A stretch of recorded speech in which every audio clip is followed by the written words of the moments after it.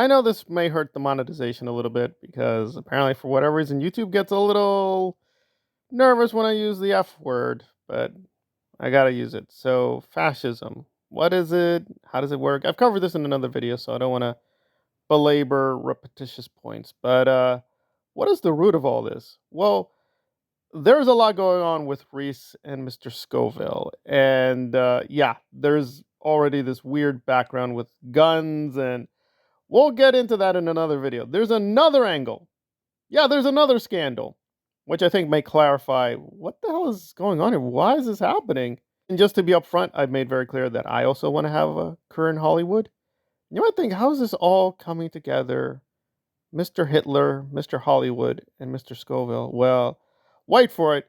And again, some of this is credible, some of this can be confirmed, but some of this is speculative. So, long story short, this is not Scoville's first time. So people have this image that Scoville is with Reese, who's an ex-Scientologist. And we've kind of suspected this, that he latched on to Aaron for money, right? Aaron would have him on his show, and Aaron would promote The Lifeboat, which is Mr. Scoville's channel. By the way, his real name is Brett Miller. We've said this many times, but apparently I need to say it 20 bazillion times. Yeah, it's Brett Miller. It was pretty obvious Brett was just being friendly with Aaron, get money and subs. So he's at 20,000, although he's complaining he's losing a lot of people, which I don't care about. But no, that's not really the real history. The real history is he had another ex-Scientologist woman in his life. So actually, he was dating Vanessa. And again, I'm going to do very small praise here because I know Zero Dark Tony, to put it mildly, is a very polarizing figure. But I think it was technically Zero Dark Tony who first revealed this, to be fair to him. Although Knife Hoarder has been on the case, so maybe Knife Hoarder got to it earlier. I don't know. But basically, the real narrative is Scoville tried to get with Vanessa. Yeah. And Vanessa is very controversial. There's a lot of charges that she stole from Liz Ferris. That's what Liz Ferris says. Vanessa vehemently denies that. There's a back and forth. We'll put that controversy to one side. So Vanessa is spilling more tea, and this is where it gets really weird and silly. We're wondering, why did Scoville call it off? Why did he run away? Now, many theories. It was the police. They were closing in. Reese has a tape. Reese has a recording, etc., etc. We don't exactly know yet the reason. But one reason may be that this is his scam.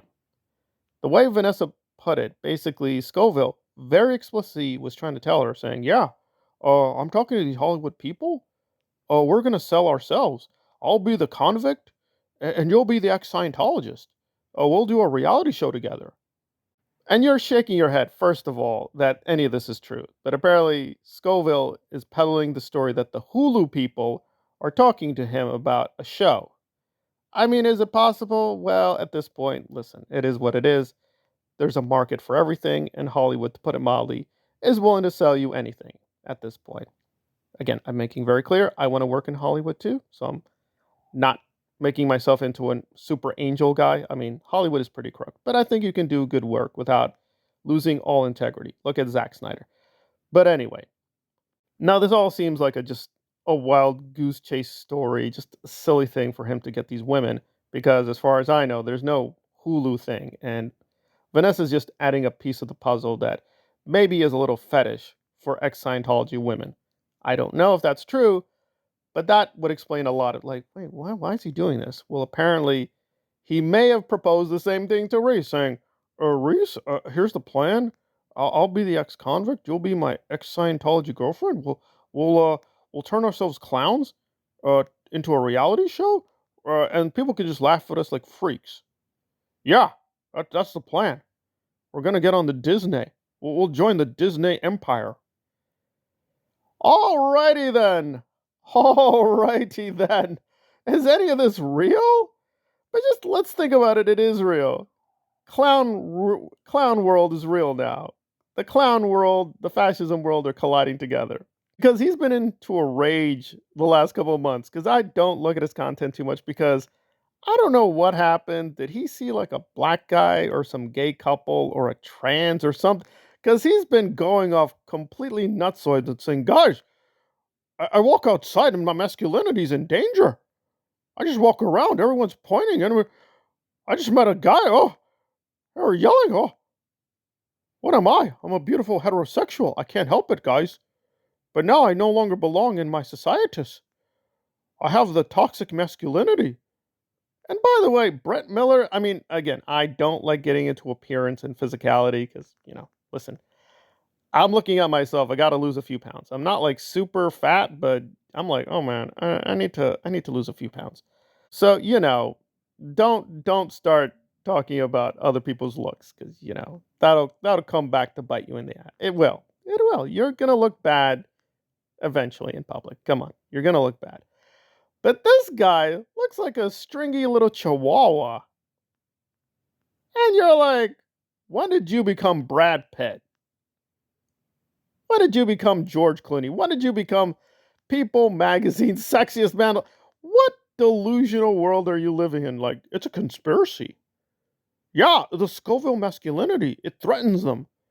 They're trying to destroy me. They're trying to destroy you. I promise you that. I'll promise you that. When did Chihuahua Man become a masculine model of the masses? Did I fall asleep and there was a clown revolution and Tommy Scoville is now the sexiest man in the universe? I'm sorry. We still have Harrison Ford. And listen, Harrison looks pretty good for his age, but he's getting on in years, and it's like, yeah, I think you need to sit your crazy ass down and get back to doing yoga and pretending to, care about drug addiction. But that's my opinionation.